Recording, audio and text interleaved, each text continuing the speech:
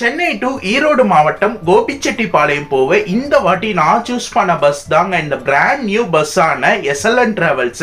இவங்க Chennai to Gobichettipalayam operate பண்றாங்க. Daily night சென்னையில 8 மணிக்கு எடுத்து கோபிச்செட்டிப்பாளையம் அடுத்த நாள் காலையில 6:30 மணிக்கு போறாங்க. பஸ்ஸுக்குள்ள போய் இன்டீரியர்லாம் பாத்தீங்கன்னா அவ்வளோ ஒரு சூப்பரா நீட் அண்ட் கிளீனா பக்காவா மெயின்டைன் பண்ணாங்க. இந்த பஸ் ஒரு ஏசி சீட் கம் ஸ்லீப்பர் பஸ்ஸுங்க.